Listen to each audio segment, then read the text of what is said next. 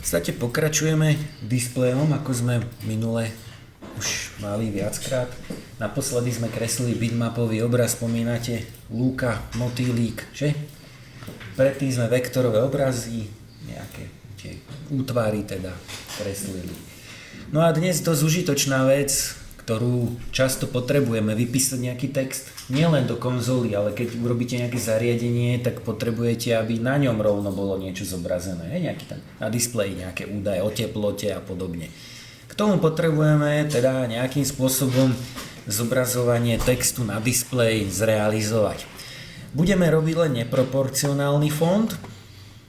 Trošku si pripomeňme, o čo ide. V prvom ročníku si sa to učili, pamätáte, o čo išlo?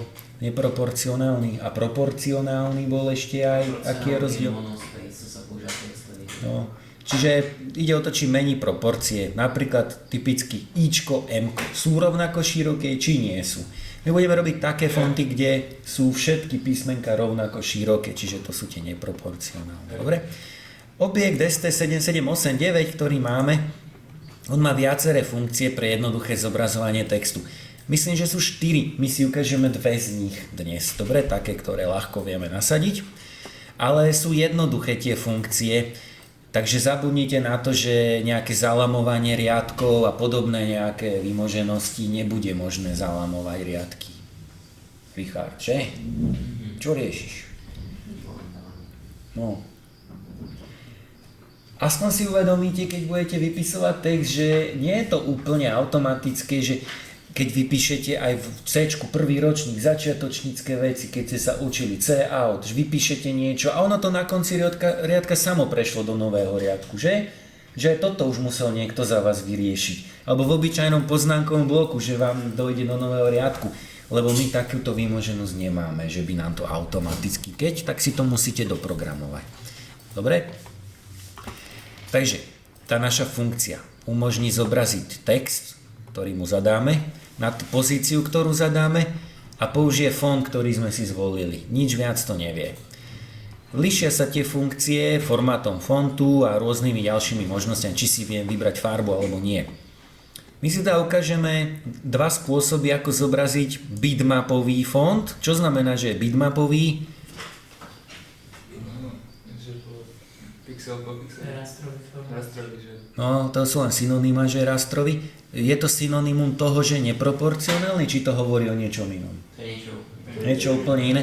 Dôsledok toho, že je bitmapový, je, že nemôžeme mu meniť veľkosť. Proste ak má veľkosť nejakú, to písmenko je nejako veľké, tak nevieme nastaviť, daj ho trošku väčšie, daj ho trošku menšie. No, lebo proste to je len bitmapa.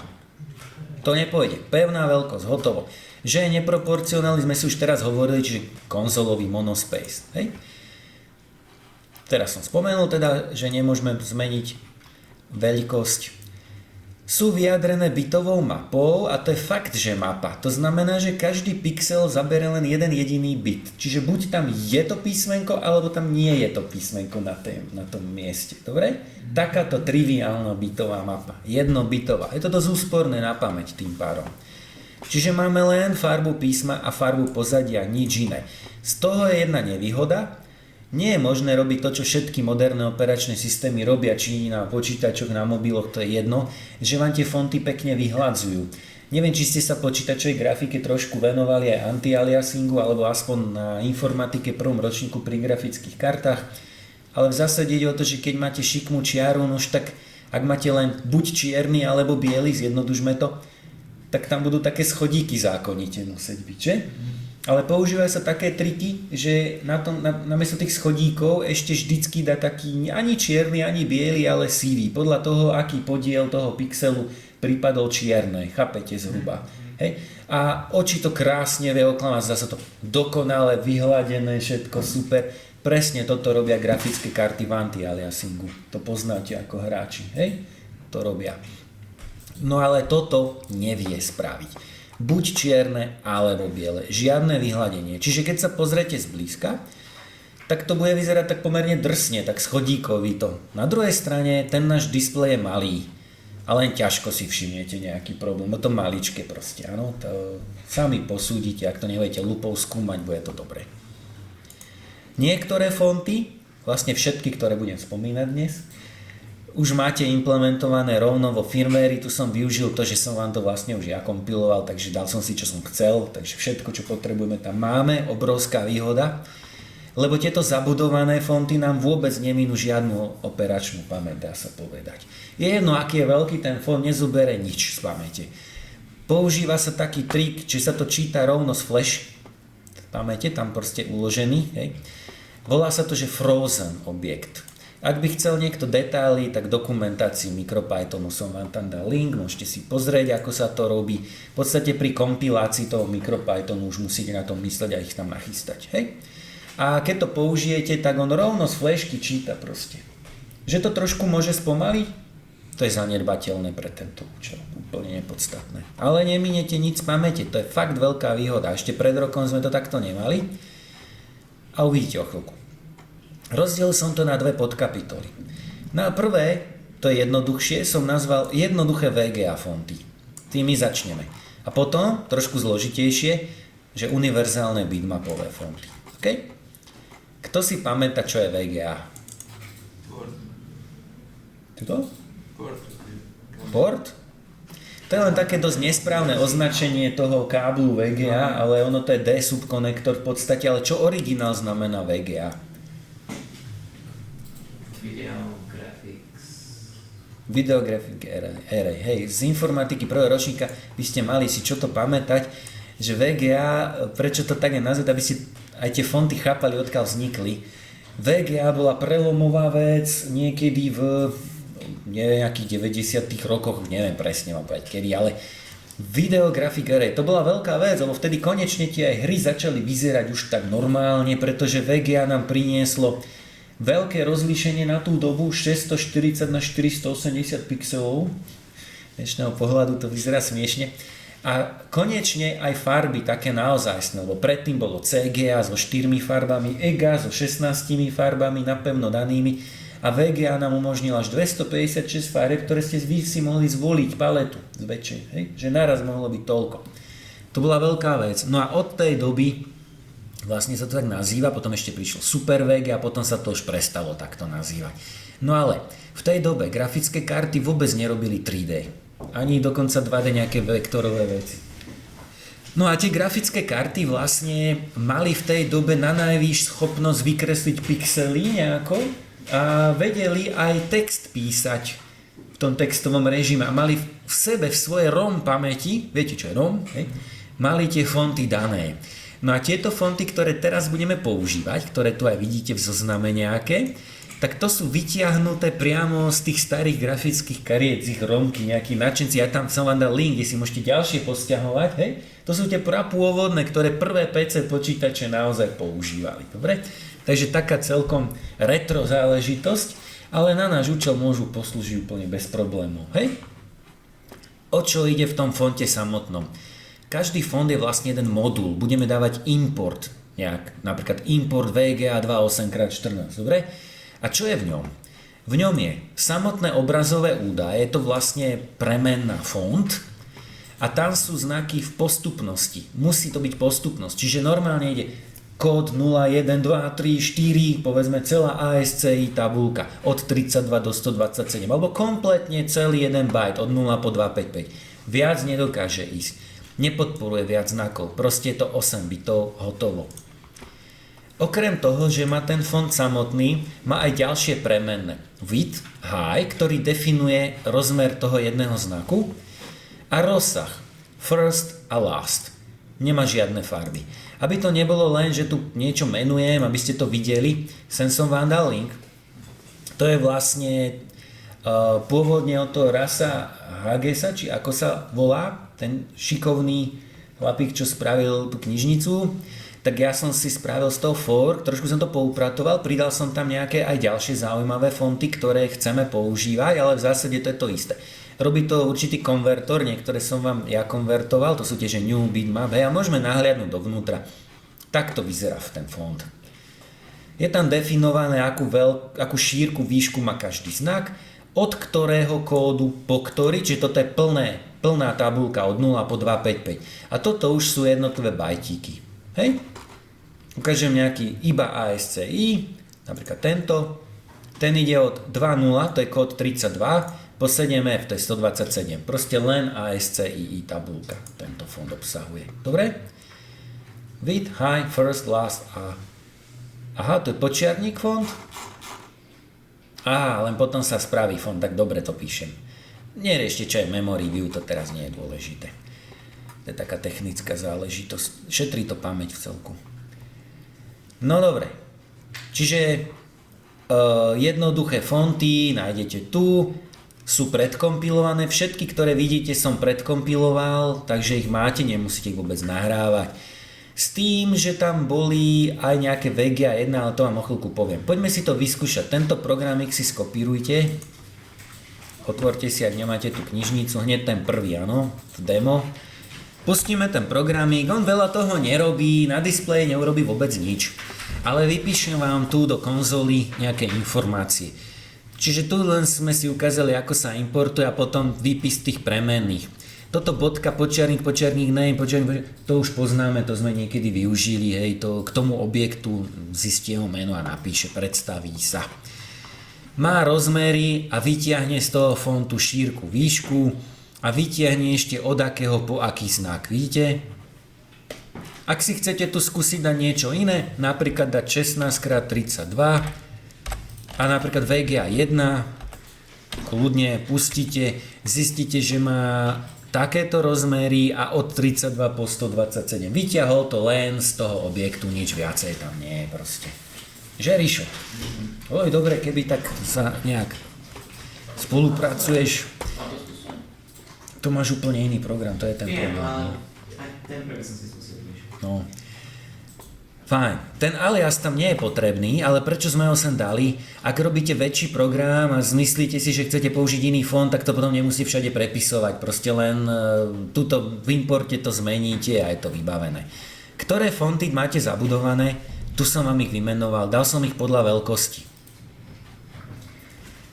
Píšem vám tu len VGA 2, hoci v skutočnosti tam máte aj VGA 1, lenže keď som vám to včera písal, tak som si uvedomil, že na čo vám tam dávam aj tie zjednodušené VGA 1, takže tie tam už neskôr nebudú.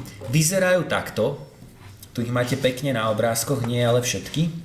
8x8, 16x16, podľa mňa, podľa môjho vkusu sú také nie moc pekné. Mne to tam vôbec nesedí, keď sú štvorcové, podľa mňa oveľa lepšie vyzerajú, keď je vyšší. 16x30 je také prirodzenejšie, hej? Takže tie sú asi také krajšie.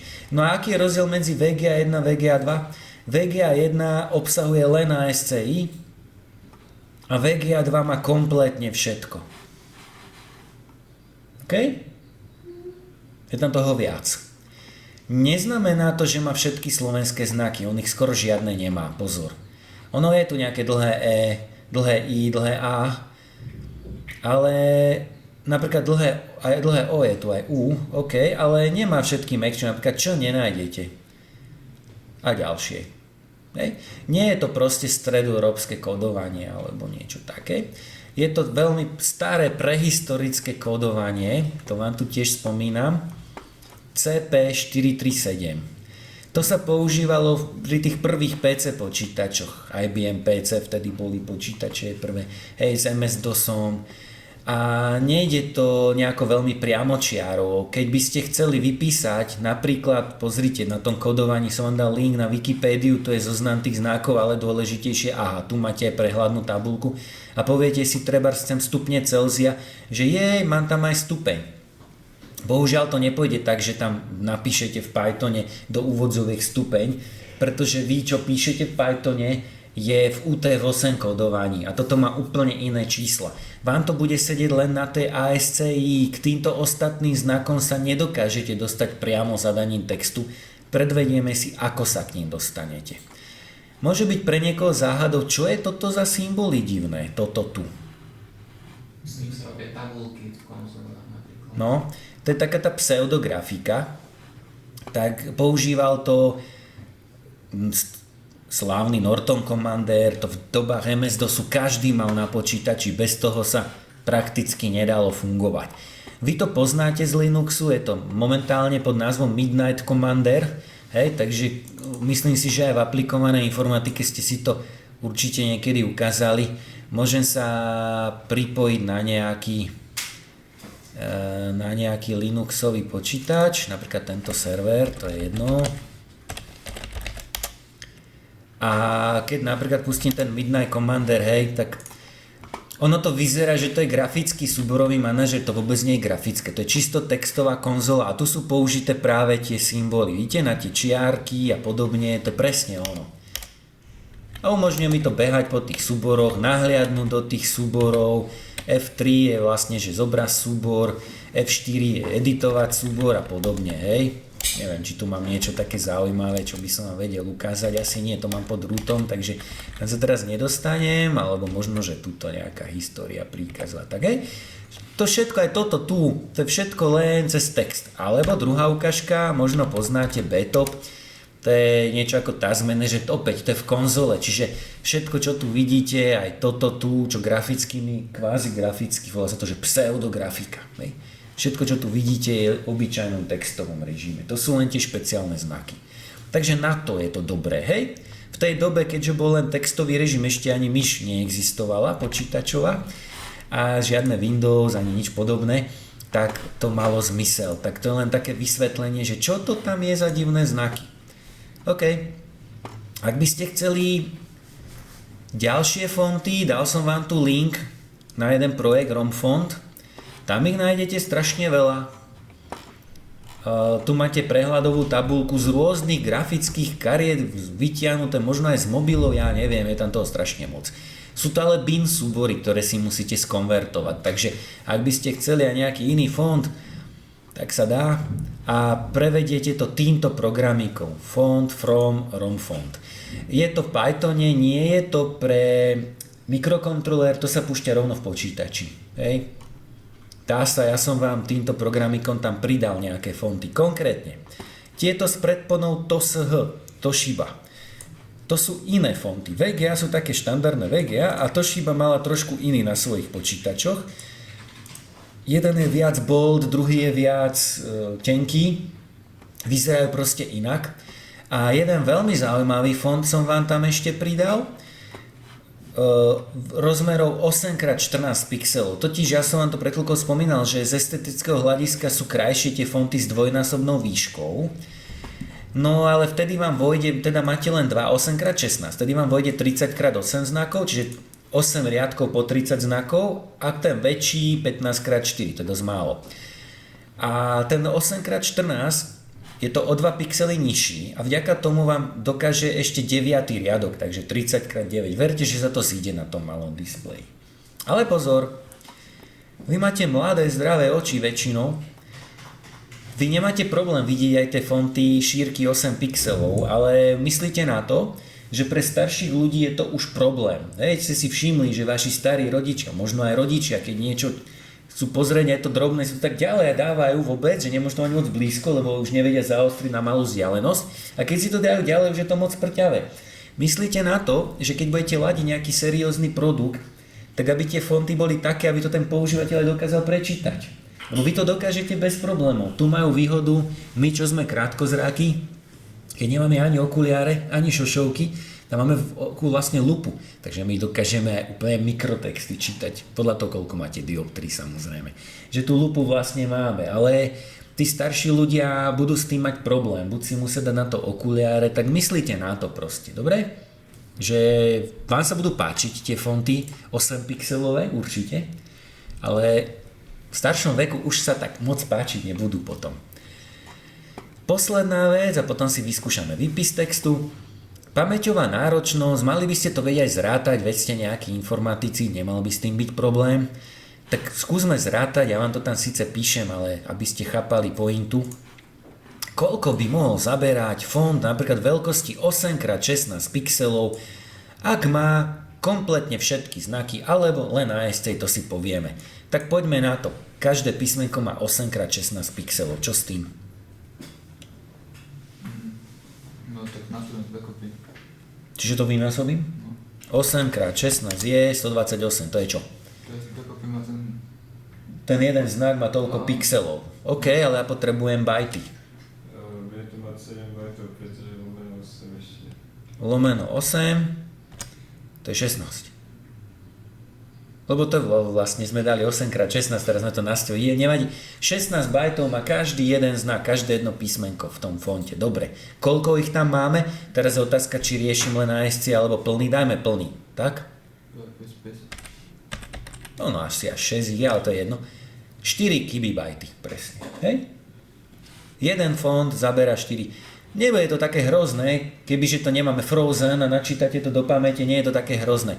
Keď máme ten veľký font 16x32, koľko bude mať? Skúste to len, tento má 4, ten bude mať 16x32, keby bol.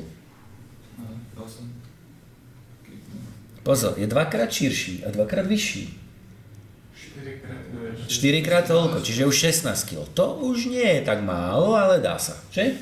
Vďaka tomu, že každý pixel má len jeden bit, tak to nie je také hrozné.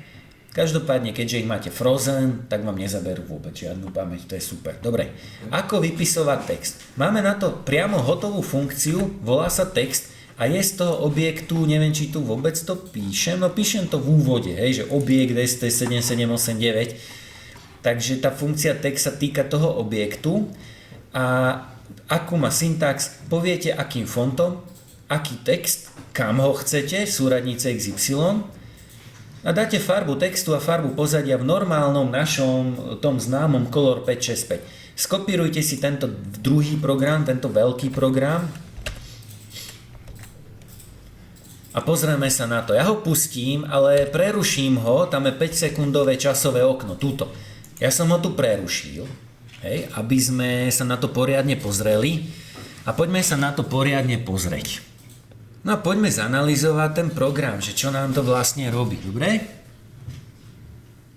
No vy to máte pred sebou aj.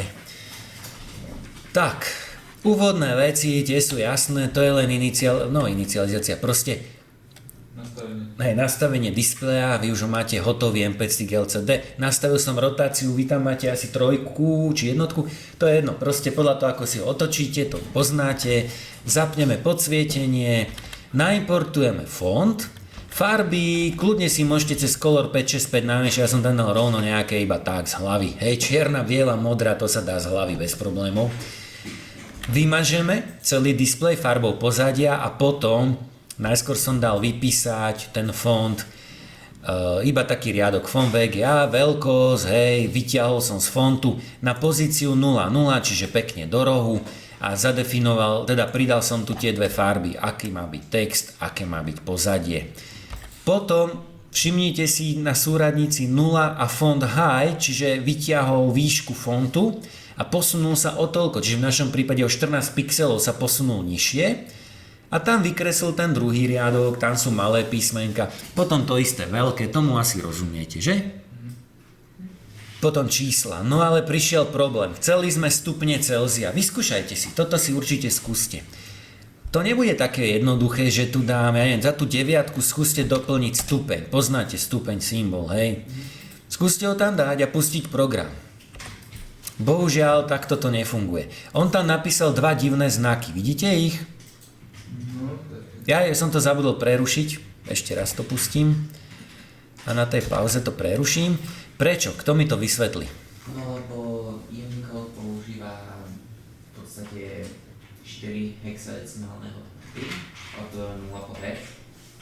2 bajty v podstate. To radšej to takto povedzme, ok? Nie všade, pozor, pri týchto jednoduchých znakoch, lebo UTF-8 je variabilný. Niektoré má 16 bitov a tak. No, ale dobre hovoríš, Dom použil 2 bajty. A tie 2 bajty proste nám interpretoval, napísal jeden aj druhý. Nemôžeme to takto, to je tá komplikácia.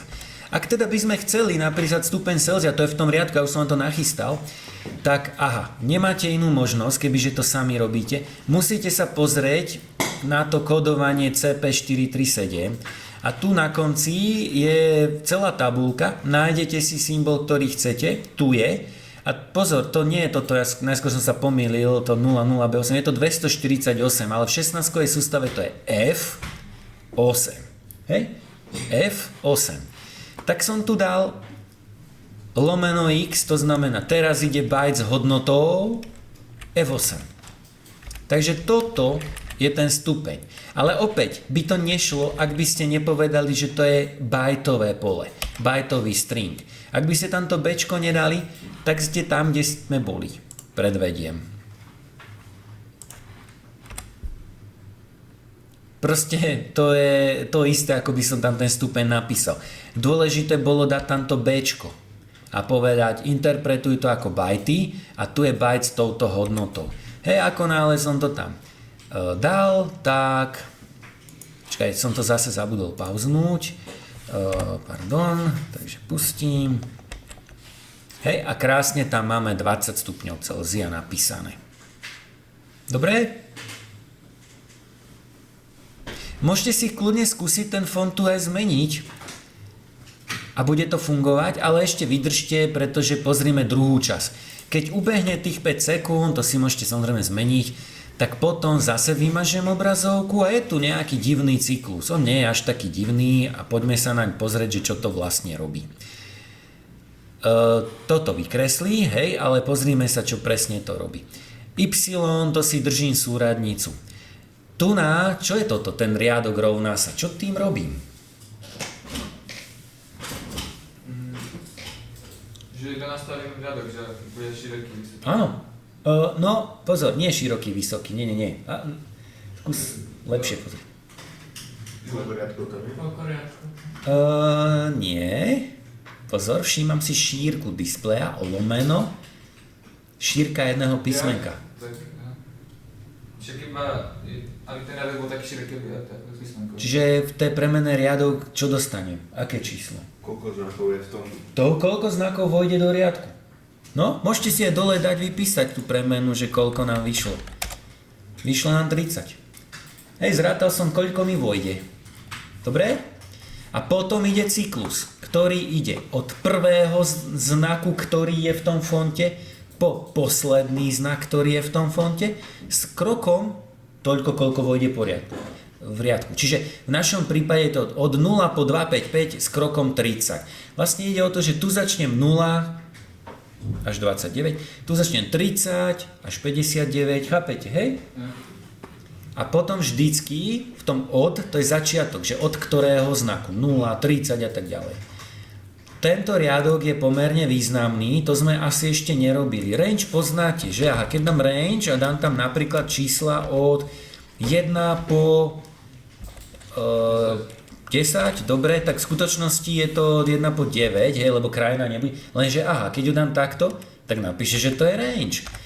Kebyže dám do printu, tak to tiež nebude nič zvláštne, ale ja viem ten range previesť na bajty, na pole bajtov, napíšem bytes a to už dáva zmysel. On mi vytvoril bajtové pole, ktoré má presne tie hodnoty bajtov. No a to je to, čo potrebujem. Takže ja vlastne tu robím, že zober od toho začiatku, napríklad od 0 po celý ten riadok, takže normálne by ste tam dali od plus riadok. Ale musím ešte riešiť, že čo keď mi to na konci nevíde presne, čože ani nevíde. Tu už bolo 255 a on mi vyšlo po nejakých, 270. Chápete? A to by už nefungovalo, by som bol mimo rozsah. Takže preto tu mám ešte obmed 100, je tu minimum z toho, čo vyšlo a font last. Že na najvýš nech tam nechá ten posledný znak, nech ďalej nejde. To bolo pretečenie, rozumiete, áno? Čiže to znamená, že v tom znaky vygeneruje jeden riadok znakov a potom ho vypíše. Týmto fontom to pole znakov úplne vľavo na pozícii Y týmito farbami. A Y vždy zvýši o výšku riadku. No a vďaka tomu, že sme to takto univerzálne, to sme s predošlou skupinou trochu prerobili, pôvodne to nebolo univerzálne, tak ak si to prepíšete napríklad na VGA 2 8x16, tak vám vypíše ten fond 8x16 zase.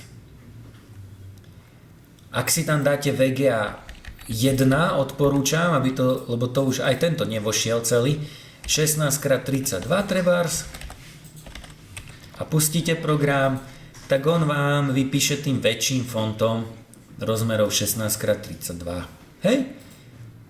Nemôžeme tu dať mäkčenie, jedine, že by ste si taký font sami vyrobili a potom ale tak by ste mali komplikáciu, že by ste museli tie mäkčeňové nejak takto riešiť. cez tie hexa kódy, alebo si spraviť vlastnú konverznú funkciu, ktorá vám s tým pomôže. Proste je toto len taký úplný naozaj základ, prípadne možno sa vám zídu tie pseudografické symboly. Neviem. Je to jednoduché na používanie, lebo máme hotovú funkciu text, to je super, ale využiteľnosť je taká pomerne slabá. Hej? Prípadne, ak by ste chceli vidieť tie Toshiba fonty a porovnať to, tak vycúvam trošku naspäť. Môžete tam dať TOSH1,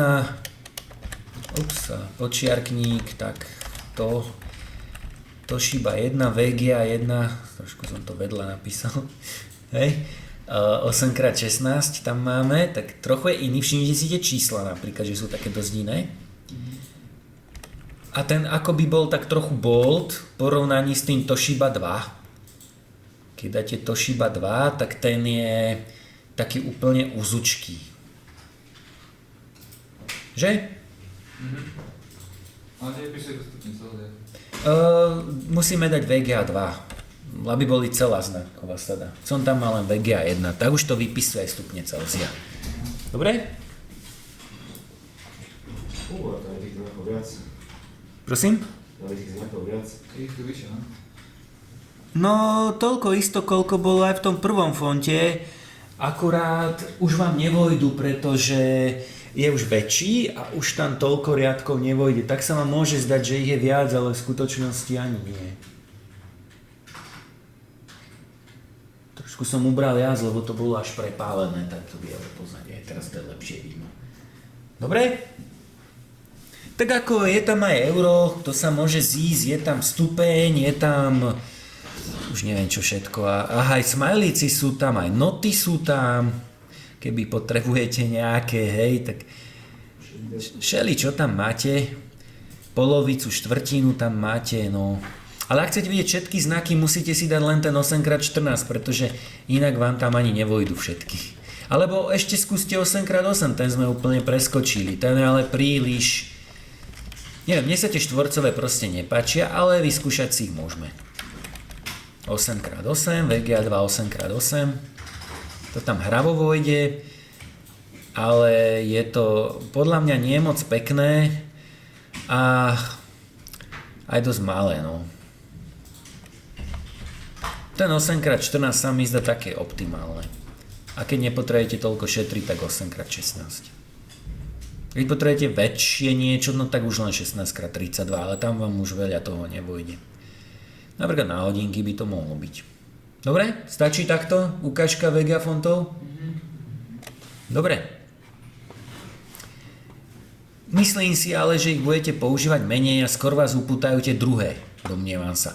Ten druhý typ fontu lepšie pre nás využiteľný. Tak poďme na ten druhý typ. Univerzálne bitmapové fonty a funkcia bitmap. V tomto prípade font je vlastne modul bitmapy. V skutočnosti toto ani nie je určené, to čo použijeme nie je určené na fonty. To je určené na obrázky, na bitmapové obrázky.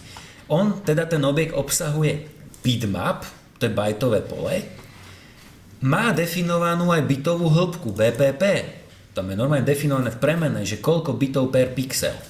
My používame len jeden.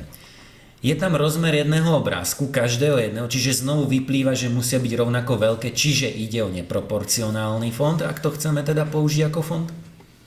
Je v ňom aj paleta, to sa vám zdá zvláštne, že na čo je tam paleta farieb. Pretože tento modul bitmap bol určený na ikonky, rôzne obrázky a každý obrázok, ktorý ste si tam dali, mohol mať nejaké svoje farby, proste. Toto sa typicky použil napríklad na animáciu, že ste tam dali motýlika rozanimovaného. V prvej fáze krídel, druhej, tretej, štvrtej, hej, že boli naukladaní a zdieľali nejakú paletu farieb, že ste dali 8-bitové farby napríklad a fungovalo to. Dobre? Je to tam v tom súbore, že paleta, ale nie je to konštanta a my tú paletu vieme priebežne meniť podľa potreby, čože aj budeme robiť. Pozor, paleta v tomto objekte nie je vo formáte Color 565, ale poradie bajtov je treba vymeniť. Sú naopak tie bajty. To sú tie Little Endian a Big Endian kódovania. Teoreticky, Čisto teoreticky by bolo možné mať aj vyhladené fonty, že by sme nemali jednobitové, že by sme si dali 4-bitové alebo 8-bitové. Ale to, čo som vám nachystal, také nie je, takže nebudú vyhladené. Dôležitý je zoznam znakov map. Lepšie vidieť ako počuť, takže pozrite. Ja vám otvorím ten font, že ako vyzerá. Takto to vyzerá vnútri. Aha. Je tam definované šírka, výška znaku, počet farieb, koľko znakov je a toto map je kľúčové. Tu nie je, že od do. Vy si tu vymenujete znaky, ktoré si želáte. A k tomu vyrobíte font. Takže toto som vám ja robil vlastne, že dal som tam tie základné ASCII, potom som tam dal všetky slovenské a české písmenka a potom ešte tieto bonusové veci, ktoré by sa nám mohli zistiť. Euro, naše úvodzovky, copyright, stupne, plus minus, dvojka hore dole, mikro, krát, 3 bodky, odrážka, šípočka, ohm. To všetko tam máte nachystané, dobre? Čiže môžete aj teplomer, môžete CO2, hej, dvojku tam máte. Všeli, čo môžete vypisovať, aj v mikro jednotkách nejakých mikro, čo ja viem, mikrofarady, alebo mikrosekundy. Dobre? Mikrobity. No. Čo to? Mikrobity. Mikrobity, no. Hej, ale to sú iné. A potom je tu teda bitmap, to je zase bajtové pole, to nie je dôležité, ale ešte raz, to map je kľúčové, pretože my k tomu pristupujeme práve cez tú mapu. Skúsme si zase tento prvý malinký programík, on je tiež len taký jednoduchý výpis. No a ten vám vypíše aj tie znaky, ale ešte pár slov. Môžete si vyrobiť aj font, ktorý má len špecifické znaky. Napríklad si dáte nejaký veľmi veľký a budú tam len číslice na nejaké hodinky a dvojbodku, hej? Dá sa, to si viete vyrobiť. Alebo si dáte akékoľvek UTF-8 znaky, nielen VSI, čo len chcete, to vaša vec si viete vyrobiť. Pristupuje sa cez index a tieto fonty všetky máte frozen, zase sú frozen, máte ich k dispozícii. Tak si skúste tento maličký programík pustiť. On vám zase napíše len informácie o fonte Inconsolata SK32. Tak napíše, aké rozmery má každý ten znak, koľko znakov má, koľko bitová je hĺbka a vypíše vám, ktoré znaky obsahuje. Hej, vyťahne to z tých, nazveme, metadát. Po prestávke si vyskúšame aj kresliť. Hej? Zatiaľ sme len vypísali informácie o tom fonte, no a teraz si skúsime ním vypísať. Použije sa teda funkcia bitmap a tá je trošku iná. No, ako je názov napoveda, naozaj neslúži na žiadne texty. To nie je funkcia pre texty. Pôvodne tu nebolo, že font, ale mal sa tam dať bitmapový obraz. Proste tu je parameter bitmapa. V tej bitmape je postupnosť bajtov a je som jednotlivé obrázky jeden za druhým. Predstavte si animovaný GIF, akoby, hej, že? Alebo proste ikonky rôzne a vy poviete, koľký znak z toho chcete. Tu dáte poradové číslo z tej mapy. Pamätáte mapu? Toto je tá mapa. Tu sme si dali vypísať, hej? Môžeme si to aj skúsiť, v podstate, že dáme štvrtý znak alebo niečo podobné, ale pozrieme celý ten program, rozoberieme to. Hej?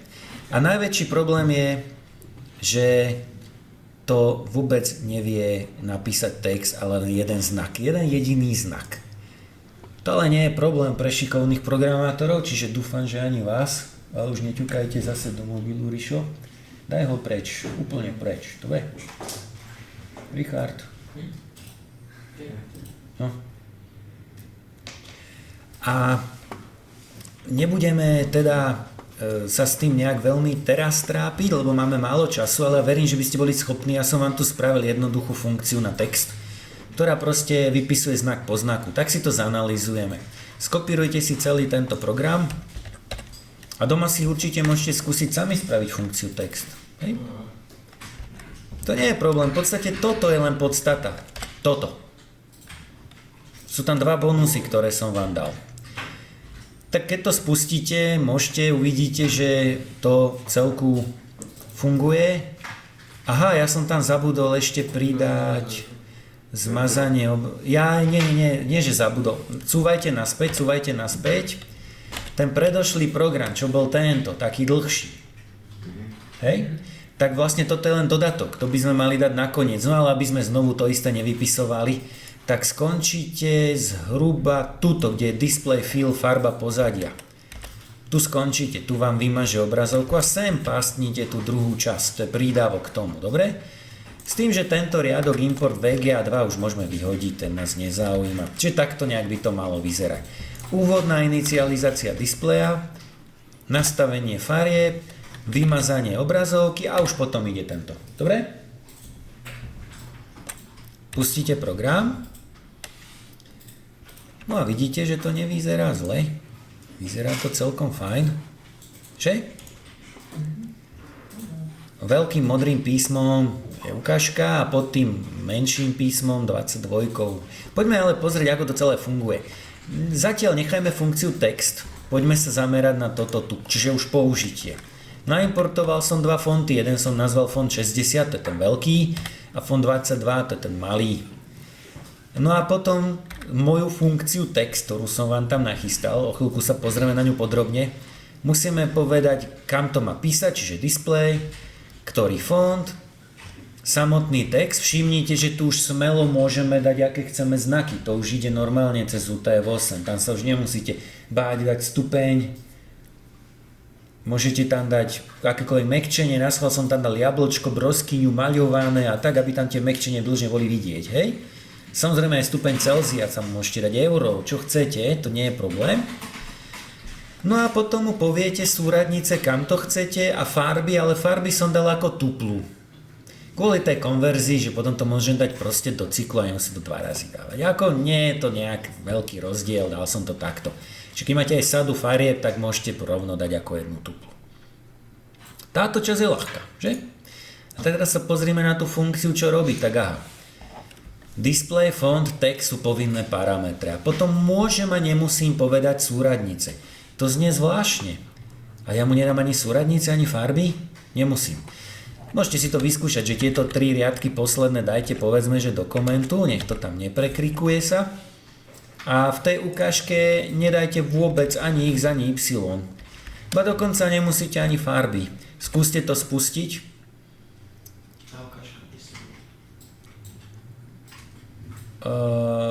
Prosím?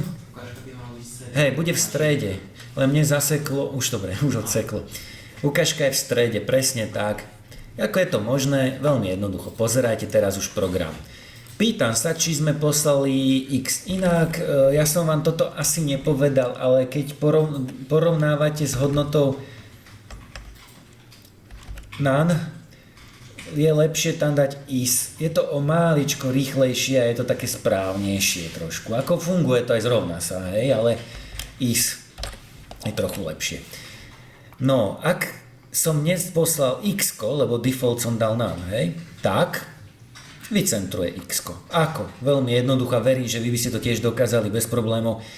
Šírka displeja minus dĺžka textu. Dĺžku textu ako zrátam? No, počet znakov krát šírka jedného znaku, nie? Takže zostane, koľko zostane rezerva dokopy. A tu rozdelím na polovicu. Pol rezervy vľavo, pol rezervy vpravo, nie? Pozor, celočíselne to treba, lebo inak by vyšlo reálne číslo. To isté s y. Tam ale nepotrebujem brátať, že koľko je znakov, proste len výška displeja minus výška fontu, rozdelím na polovicu, takže vycentruj. Čiže tieto riadky by tam byť nemuseli, to je bonus, že vám to automaticky vycentruje, ak neuvediete niektorú súradnicu. Ďalšia vec, farby. Nemuselo by to tu byť, ak to tu nedáte, tak on použije tie farby, ktoré sú v tej palete, zabudované vo fonte. Teraz poviete, však nám dalo tie isté. No to preto, že my sme už do tej palety vstupovali. Kebyže to resetnete, ak chcete, môžete skúsiť a pustíte potom znovu, tak zistíte, že už tam dá iné farby, už tam dá také farby, ktoré pôvodne boli zadané v tom fonte vnútri, hej. No ale čo to spraví, ak som poslal farby? Oba, celú tuplu, hej, oba, Tu som v podstate dal akože takto poradové číslo, ale mohol som to aj inak spraviť. To je jedno, hej. Urobí bitový posun. Čo urobí celý tento riadok? Vlastne to tam píšem v komentári, tak sa asi zbytočne pýtam, hej, ale poďme to zanalýzovať. Mali by ste to byť schopní samozrejme aj sami spraviť, to ste sa učili v 2. ročníku programovania. Hej, tak sa pozrime. Nech pôvodne v palete je takéto číslo. Pre zjednodušenie to dám 1, 2, 3, 4, áno? To je to color 5, 6, 5 naše. Nejaká farba zakodovaná. Najskôr ho posuniem o 8 bitov vľavo, to znamená, čo vznikne. No čo je? Dve prázdne miesta. No diktuj konkrétne číslo. Bolo 0x, 1, 2, 3, 4. Teraz bude 0x. 0x, 1, 2, 3, 4, 0, 0, 0. Pozor. Iba 0, 0. No 8 bitov. Iba 0, 0.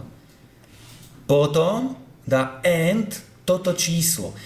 Pre lepšiu predstavu ja tu ešte 2 nuly dám. Oni akože tam sú, hej, ale aby ste ich lepšie videli, aby vám to lepšie pomohlo. No, takže bitový AND. Takže vznikne. Čiže vznikne 0x, 0, 0, 3, 4, 0. Hej, chápete? Tam, kde bolo AND 0, to vlastne vygumoval. Keď je AND FF, to vlastne nechal. Tie úvodné nuly vyhodím, nech nezavadzajú. Čiže týmto som ten dolný byte dostal na hornú hodnotu. Na hornú pozíciu. Pokračujeme ďalej. Je tam bitový OR a OR čo? Farby posunuté o 8 vpravo. Toto je pôvodné. Áno. To 1, 2, 3, 4 posunie na 1, 2 a dá OR. Takže vznikne 0x, 3, 4, 1, 2. Čiže horný som dostal na dolnú pozíciu. Dôsledok? Vymenil som dolný horný byte. Nič zložité a toto ste sa učili minulý rok na programovaní, že? Takže bitové operácie. Ja som nemal prevedomý. Jaj, ok, pardon, tak je tu... Jeden je teraz aplikovať, či? Jeden z vás nie, ale takže ty si možno teraz nerozumel celkom, ale nie je to nič zložité zase. Dobre? No a teraz príde to hlavné, lebo toto tiež je bonus, to by tu nemuselo byť. Vôbec by to tam nemuselo byť, že? Toto je to podstatné, toto. For znak in text, čiže Python dokáže textovým stringom prechádzať for cyklom tak, že každý jeden znak bere, to je jasné. Potom je tu try, porozmýšľate prečo práve try? No ale prečo? Takže áno, v podstate to tam píšem, hej, tak sa zbytočne pýtam. Hej, no, som to tam asi nemal dať v tom téme, ale aby ste rozumeli. Ale ja verím, že vy ste na to prišli. Takže funkcia bitmap, normálne použite tento fond, použite to súradnice a toto je kľúčové. Toto je veľmi dôležité, to si musíme skúsiť dole všeli, poďte.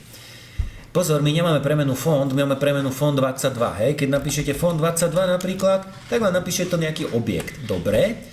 Keď dáte fond 22.map, pozor, veľkými písmenami to map, tak vám napíše tú znakovú mapu, ono to je škaredé, ale ak by ste dali print fond 22 map, bude to pekné, to je ten reťazec, kde máme definované znaky. No a veľmi dôležité je toto index.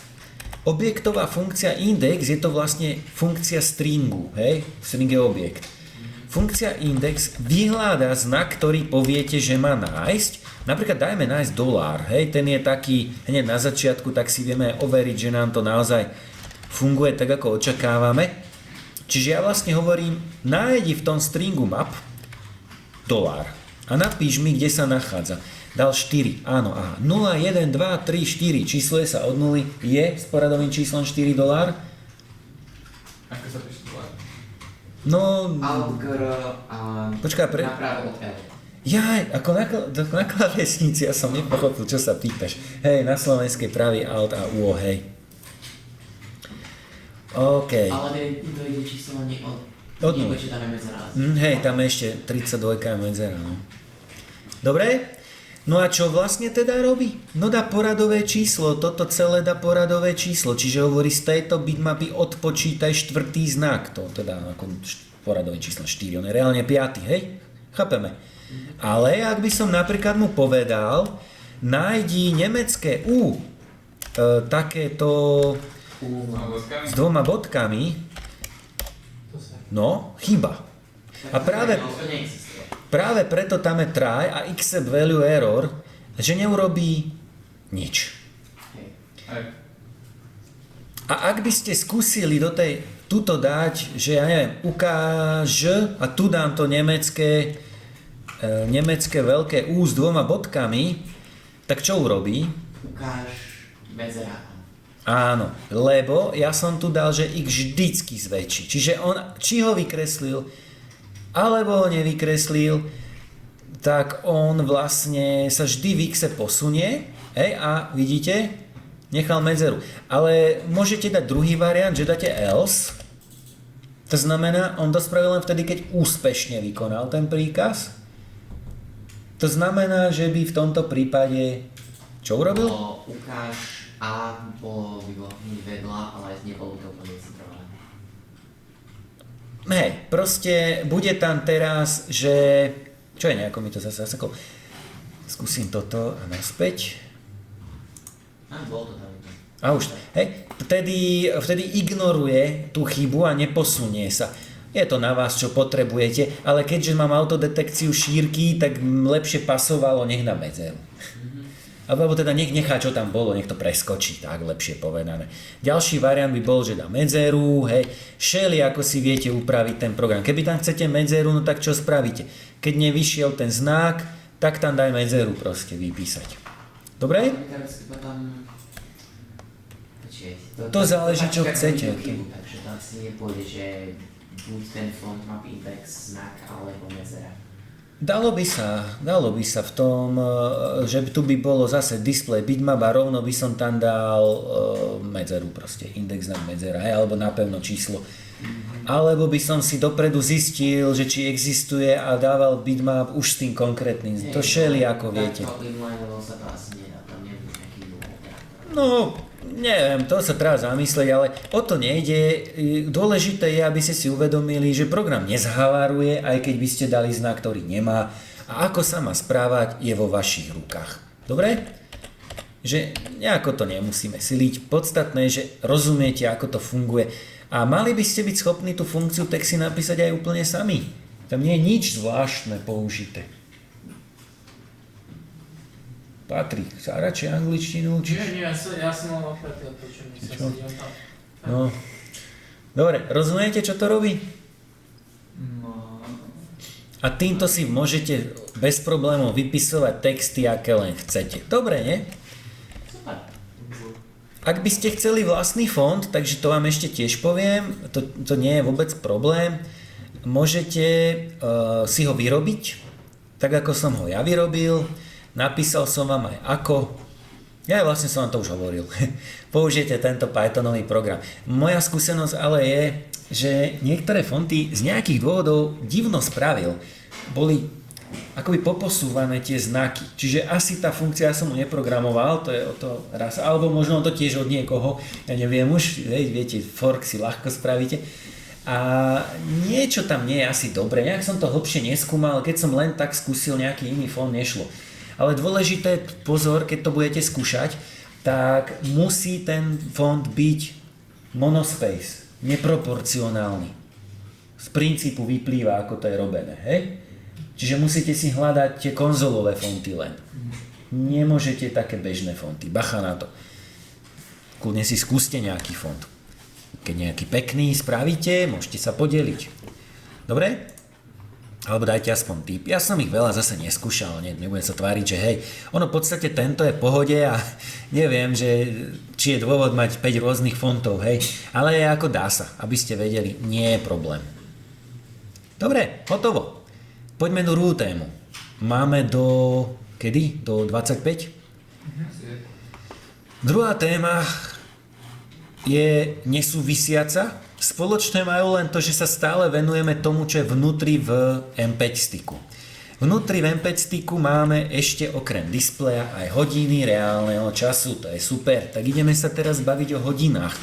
Niečo sme si už vraveli niekedy predtým, aj tie funkcie, tie základné s časom už poznáme, ale teraz už poďme naozaj na hodiny reálneho času. Keď robíte s mikrokontrolérmi, tak často potrebujete reálny dátum čas. Nie, že koľko beží od spustenia zariadenia, ale koľko je naozaj hodín a aký je dátum. A pokiaľ možno, je dobre, keď je presný. Aby sme napríklad vedeli niečo mať načasované a že to presne vtedy spraví. Nie, že plus minus 5 minút. Hej? Nie vždy to ale potrebujete. Pokiaľ robíte internet veci naozaj, tak vtedy často riešite fog alebo cloud computing. Pamätáte na to. V zásade mikrokontroler je taká predĺžená ruka a odovzdáva vyššie. Napríklad nejakom serveriku, Raspberryčku alebo niečomu a to rozhoduje. Takže v takom prípade je dôležité, aby ten server mal presný čas, že? A on si povie teraz niečo vykonaj. No ale nie je to na škodu, rozhodne to nie je na škodu, aby aj mikrokontroler mal presné hodinky. A toto rieši hodiny reálneho času, Real Time Clock, RTC.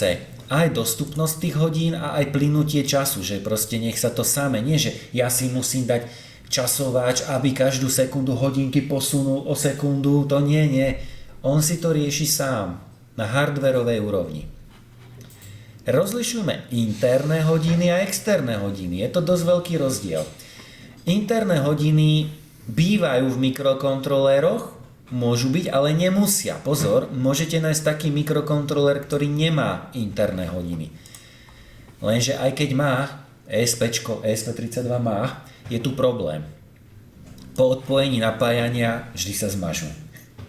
Hej, tie interné hodiny. Takže, aby fungovali, museli by sme mať batérku. Ale plnohodnotné riešenie, čiže prežije reset a všetko, je, že máme samostatný obvod s hodinkami. Ten obvod typicky má aj malú batérku, budeme to volať externé hodiny. Vy to poznáte zo základných dosík, viete, že tam je tá batérka. A hlavný dôvod, prečo tam je, aby tie hodinky, ktoré sú na základnej doske, stále bežali. Ak chcete vidieť, ako vyzerá samostatne, ja som vám tu mám taký môj jeden projektík so zásuvkou. Pýtame, čo som na servere. No, to je ďalšia možnosť, áno, dobre hovoríš. Ak máte dostupný internet, ale internet rozhodne nie je samozrejmosť pri mikrokontroléroch. To ESPčko je taký luxus, že má aj Wi-Fi, hej. Takže väčšinou to nie je reálne. Dobre, takže túto pod tou batérkou, toto je CR1220, zdá sa. Na budúce donesiem priamo tie čipy. Dobre? To bude lepšie vidieť. Stretol sa s tým už niekto doteraz, či to prvýkrát vidíte teraz niečo také? Tie hodinky, že či ste s tým už niekedy, či ste počuli už, alebo mali v rukách taký, či použili na niečo. Iba ani v predošlej skupine nejak to nič nehovorilo, ale je to dosť dôležité v tých mikrokontroléroch, v podstate skoro vždycky to tam chcete mať.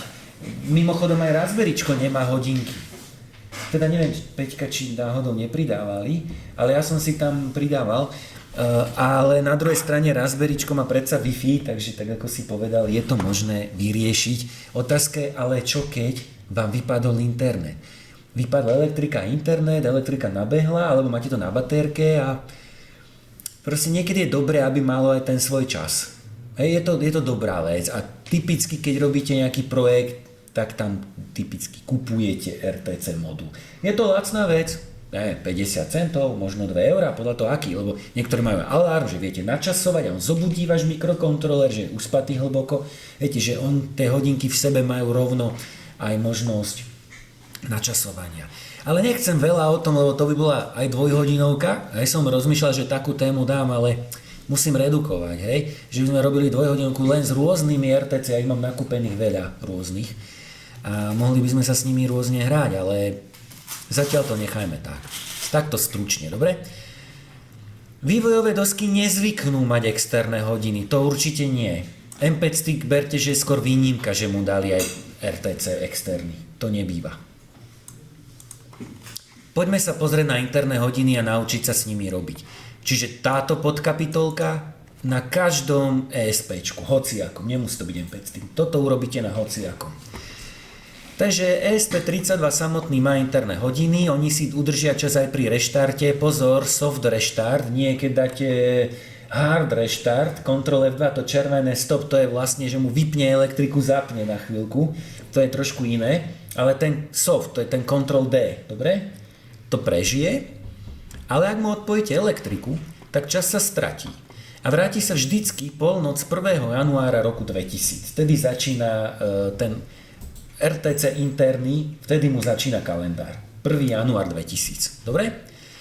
Čiže vy by ste mali vždy, keď zapnete mikrokontrolér, nastaviť hodinky po A. Manuálne, čiže ručne naťukáte, aký je rok, deň, mesiac. Ťažko realizovateľné, že by sme to vždy ručne dávali. Z externého modulu, to teraz sa naučíme, a to, čo si navrhoval, z časového servera. Máme 3 možnosti, prípadne vieme ich kombinovať. A tento náš firmware, to, čo som vám ja nachystal, ten bin, čo ste naflešovali, má v búte nastavenie interných hodín z externého modulu.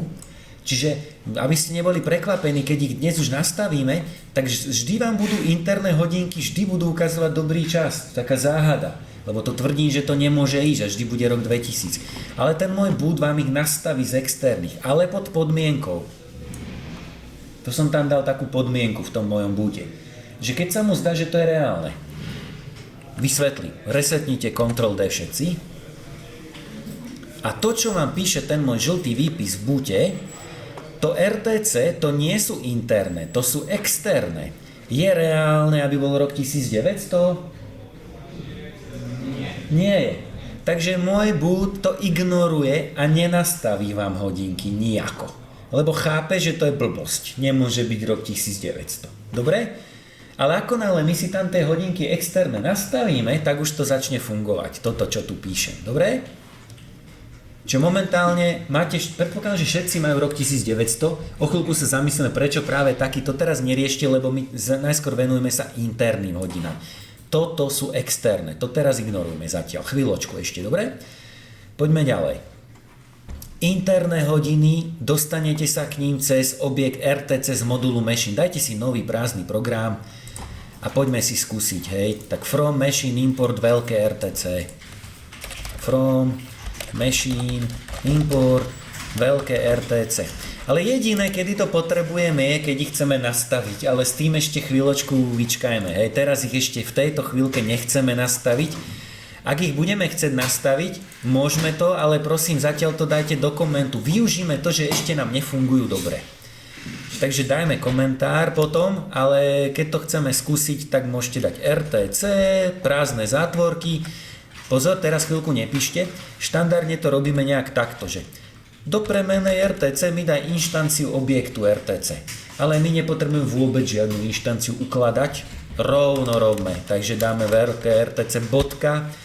Dokumentácia vám tvrdí, že má rôzne pekné funkcie, napríklad aj alarm, čož by mal byť, že vás zobudí v danom čase, ktorý nastavíte. Bohužiaľ to nemáme implementované. Ostatne, pozrite, skúste to pustiť. Napíše, nepoznám alarm. A v dokumentácii sú ďalšie funkcie. Žiadna nefunguje, len jedna funguje. Neviem prečo, ale tam niekedy píšu, že toto je len na tejto vývojovej doske konkrétne, hej. Nie je to implementované. Jediná, ktorú máme, je date time a to je tá podstatná, ktorá nás zaujíma. Date time. Vy keď mu dáte parameter, má len jeden jediný parameter a ním je tupla. Keď mu pošlete tuplu, tak nastavíte interné hodinky na ten čas, ktorý poviete. Môžeme si to nachystať. V tej tuple je takáto postupnosť. Rok, tak dajme 2026. Čiarka mesiac, takže 2. Čiarka deň, takže 12. Potom pozor, potom dávame nan, veľké none. V skutočnosti tam ide deň týždňa, ale to je zbytočné mu dávať, keď nastavujem hodinky, pretože on si to zráta. Tak na čo sa budem komplikovane zisťovať, aký je deň, proste dám nič a on si to doplní sám. Dobre? Potom idú hodiny, tak skúsme 11. Minúty, nemusíme to presne, lebo to o chvíľku zmažeme.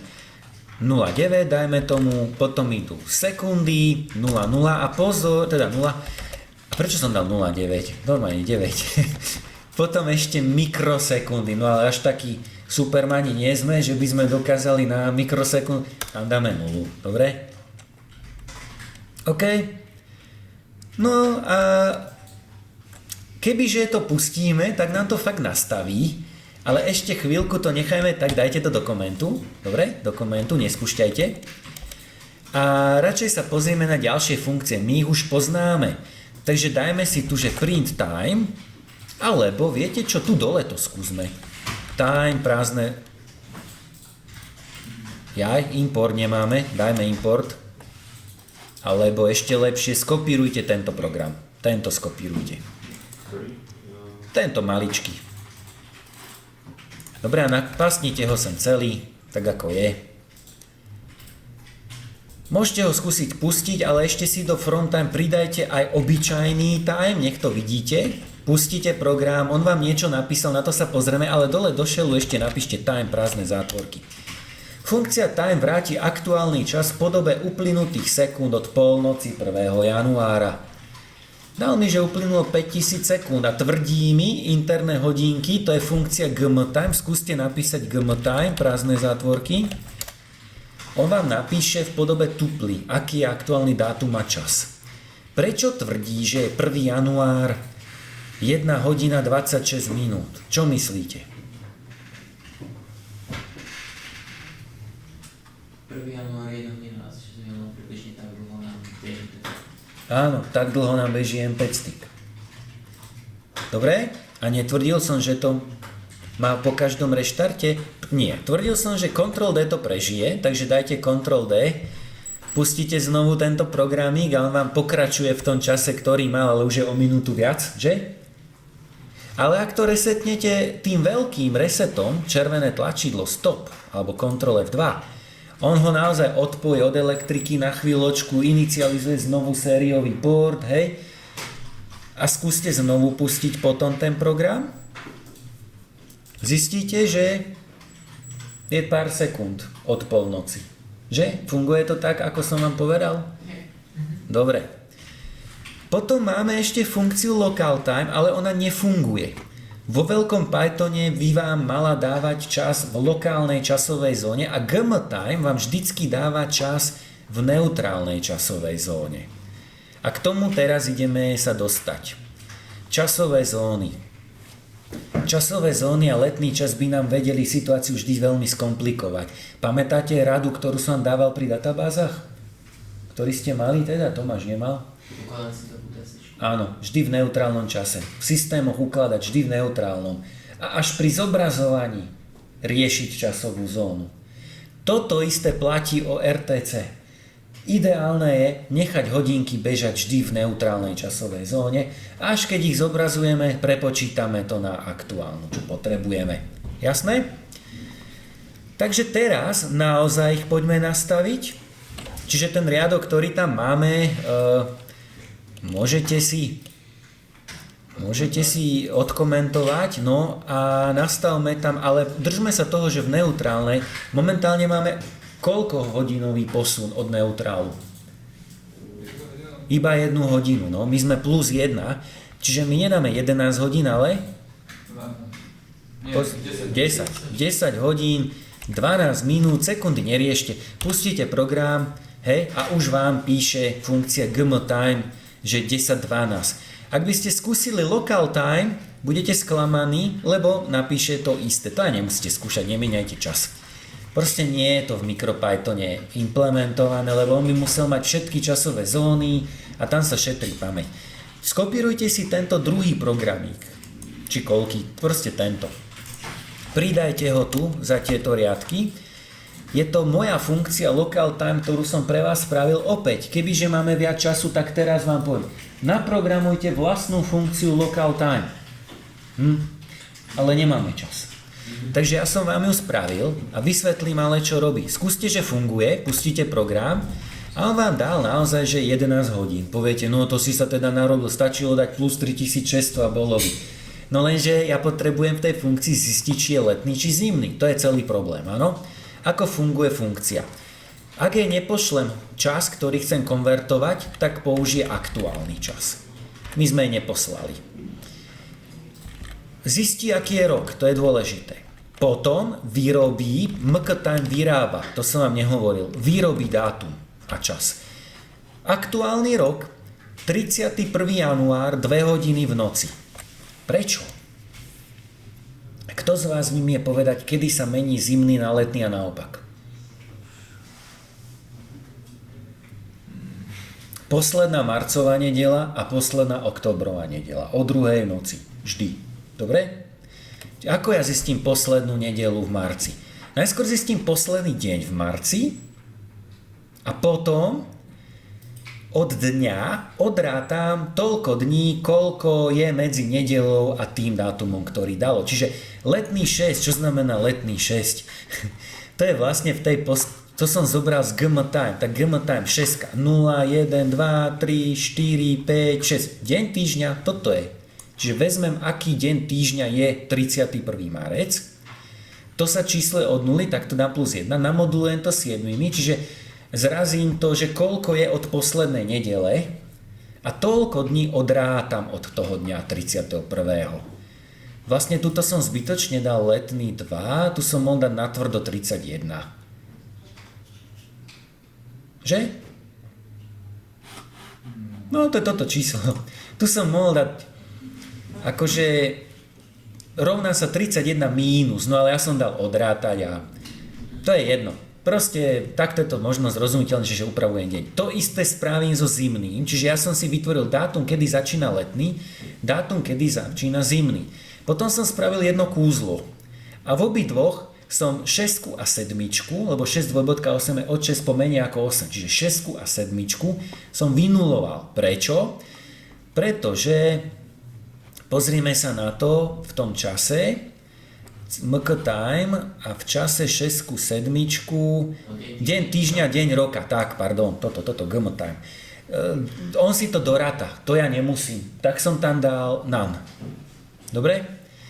Potom som prirátal hodinu, lebo sme v UTC 1, to je tá časová zóna naša, a potom sa pýtam, je aktuálny čas, to je aktuálny čas medzi začiatkom letného a začiatkom zimného, inak povedané, je teraz aktuálne letný čas, ak áno, ďalšiu hodinu prirátaj. No a vrátim ten čas v podobe GM Time a je to vybavené. To by ste dokázali spraviť aj sami, keby trošku porozmýšľate nad tým. Nie je to žiadna veda. Hej?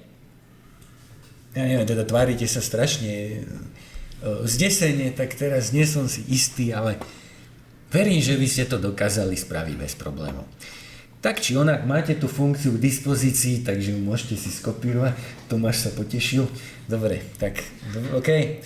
Nemusíte sa trápiť a robiť ju. Fajn. Takže local time, dobre, neimportujte z time, lebo tam nefunguje proste. MicroPython nefunguje. Máte ju odo mňa správenú. Ďakujem. Výborne, poďme na externé hodinky, lebo interné nie je s nimi dobrá sranda, lebo keď to vypnete, že sa zmažú, že? Je to také, no. Nič moc. Ale keď pustíte program, vidíte, že hodinky, ja som tam nehal to nastavovanie. Som chcel ukázať, ako bežia, že už tu bude viac čas, hej. OK. Tak ešte raz to pustím a vidíte, že už uplynulo 9 sekúnd, dobre. Oni akože bežia stále, ale vždycky ich odpálite tým, že to vypnete. Tieto prvé dva riadky radšej vymažme, to nastavanie času už nechceme a poďme na najkrajšiu časť. M5 stick, pozor, toto už nie je, že každé ESPčko, nie. M5 stick má vnútri v tej oranžovej krabičke externý modul RTC BM8563. Predpokladám, že nikomu z vás nehovorí BM8563 nič. Patrik, vieš čo? To je BM... Nie, že? Lebo to tak zvláštne nazvali, to je čínsky klon RTC PCF8563. Takže preto ste nevedeli, čo to je, lebo to vlastne je len iné meno pre PCF8563. No a ten určite poznáte, to je bežný RTC čip. Sú aj iné, ale nepamätám si tie čísla, ani toto, to si skoro len srandu. Ja viem, že ste to v živote nevideli, nepočuli. Ale dôležité je, keď hľadáte knižnicu, tak hľadajte pre toto. Ja som vám ju už tuto dal do linkov. Aha. Od Sebastiana Vikiho. On nám takúto peknú knižnicu spravil, ale tu tiež nemusíte nahrávať, lebo už je v tom mojom firmware. Takže už to tam máte a máte to dostupné cez objekt M5 stickový, čakajte, ja som omylom sa vrátil príliš moc. Vy to máte dostupné cez m5stick.rtc. Dobre? Vyskúšajme. Napíšte, alebo skopírujte celý tento program. Dobre, celý tento program skopírujme. Ale nespúšťajte ho, prosím vás, ešte. Jednu vec zatiaľ dajme do komentu, alebo toto zatiaľ zmažte, túto časť, Nechajte len ten výpis externých hodín. Dobre, pustíme. Fajn. Čiže naimportovali sme Mped stick a v ňom máme objekt Mped stick RTC. To som vám ja nachystal v tom mojom búte. A cez funkciu datetime bez parametrov vieme zistiť aktuálny čas. No a to je akože tento. A teraz mi povedzte, prečo tam mám práve 12. apríl. Vy tam máte čo? 17. február. 17. február, čiže 2 mesiace od roku 1900. Michal? Ja tam mám 2. 3. 3 mesiace od, dobre, 0021. 3 týždne. Každopádne pochopili ste všetci, že tento RTC externý má nulu, akože začiatok kalendára 1. január roku 1900. To ste pochopili. Prečo ja tam mám 4 mesiace, prečo tu máš 3 týždne, prečo? Kto má najmenej? Timo. Koľko? Timo má na svojej. Hej? A to je? Tie 3 týždne. Viete prečo? Lebo keď sa to vybije, tak to presne. Áno. Timotej pred 3 týždňami ho zabudol vypnúť, keď ho dával do krabičky, pravdepodobne. A sa mu tak vybil, že až hodinky prestali ísť. Že? Sme ťa odhalili. Ale štandardne by ste mali mať 4 mesiace, pretože 4 mesiace máte tie Mped sticky. Že? No, Zhruba. 2 mesiace. Nejak tak. Ak máte menej, tak ste niekedy ho zabudli vypnúť. Dávajte pozor, vždy pri vkladaní do krabičky ho naozaj poctivo vypnite. Sice ja som tam dal tú ochranu, že sa sám vypne, ale to až tedy, keď baterka poklesla. No. Keď už je taká slabšia, hej, tak sa vypne. Zapípa a vypne sa. Dobre? Tak preto je to tak. No ale my ich chceme aj nastaviť, takže vy keď cez funkciu datetime, teda mped-rtc.datetime dáte nejaké tie parametre, čiže to, čo sme zmazali, obnovme. Odvolávam, pardon. Tu dole si ich musíme ručne. Poďme ich ručne, ale tu si už dajme záležať, nech to fakt presne dáme, dobre? Tak poďme. mped-stick .rtc .datetime datetime zátvorka, ešte jedna zátvorka, lebo zase je to tupla. A ideme. Pozor, tu je zase iné parametre trošku. Máličko. Rok 2026, čiarka mesiac, čiže 2, čiarka 12, to je deň, čiarka hodina, pozor, UTC, čiže 10, čiarka 22, to sú minúty, čiarka, koľko dáme, 50, to sú sekundy, čiarka deň týždňa musíme dať 3, lebo je štvrtok a od 0 sa čísluje. No a keď sekundovku budete vidieť, že prišiel na 50, tak dajte Enter.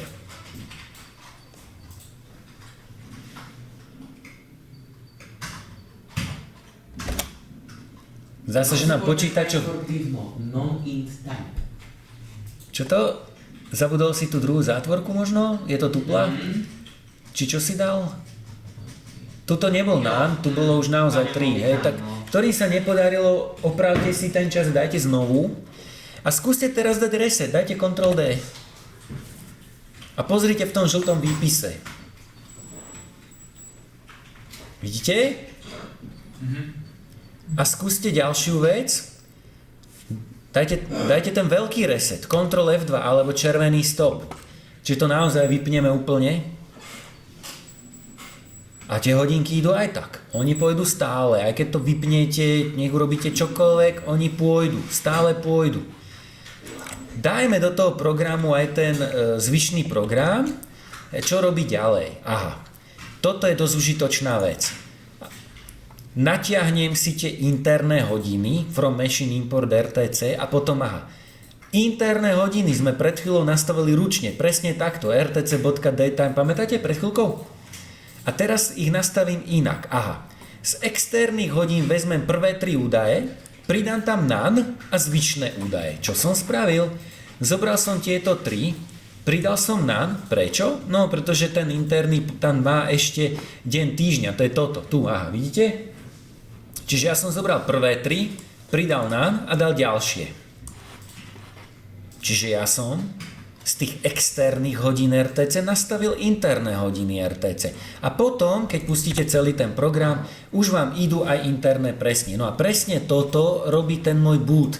Čiže vždy, keď zapnete MP stick od teraz, vždy už budete mať presné hodiny aj na tých interných.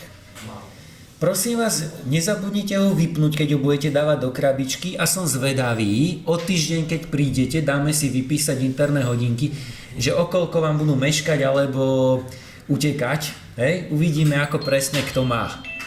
Lebo my sme ich teraz presne nastavili a uvidíme po týždni, akú odchýlku dostaneme. Len ho nenechajte vybiť, dobre? A na budúci týždeň ich nastavíme úplne presne z NTP servera. Na budúci týždeň sa už naučíme pripojiť na Wi-Fi a nastavíme si z časového servera tie interné hodinky. Teda externé hodinky, tak ten RTC.